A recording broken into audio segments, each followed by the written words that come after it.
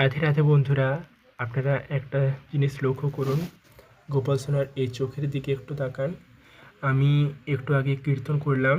গোপাল সোনার প্রতিদিন সন্ধ্যাবেলা সেবা দেওয়ার পর কীর্তন হয়, সেই কীর্তনই করছিলাম। কীর্তন করার সময় যে রাধারামটি হলো, সেই রাধানাম করার সময় চোখে অদ্ভুত এক লীলা দেখালেন কৃষ্ণ গোপাল আমার।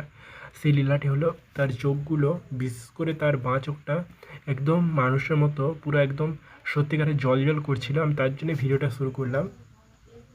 ক্যামেরায় ভালোভাবে উঠছে না, কিন্তু এমনি সামনাসামনি যদি দেখেন তো বুঝতে পারবেন একেবারে যেন সত্যিকারের মানুষের যেমন চোখগুলি জল করে তেমনই জল করছিল একদম। মানে আমি দেখে প্রথমে ভয় পেয়ে গেছিলাম, আমি তারপরে বুঝতে পারলাম এটাই গোপুসোনার লীলা।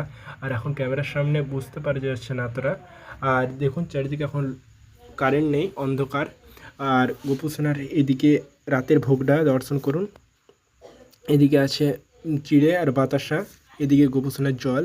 আর এখন কারেন্ট নেই বাড়িতে, দেখুন পুরো অন্ধকার। আমি ফ্ল্যাশ লাইট জ্বালিয়ে এখন কীর্তনটা করছিলাম। কীর্তনটা করার পর এখনই রাধানাম দিয়ে কীর্তন সমাপ্ত হলো।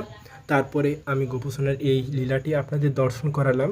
তো আশা করছি আপনারা বুঝতে পেরেছেন, এবং দেখা যাচ্ছে ক্যামেরাতে, বুঝতে পারছি না ক্যামেরাতে দেখা যাচ্ছে কিনা, কিন্তু সামনাসামনি যদি দেখেন তো আপনারাও ভয় পেয়ে যাবেন। গোপুসোনা কিন্তু ক্যামেরার সামনে তাকিয়ে আছে, কিন্তু এই ক্যামেরাতে মনে হচ্ছে যেন গোপুসোনা অন্যদিকে তাকিয়ে আছে। এটা কেন হচ্ছে আমি সেটাও বুঝতে পারি না।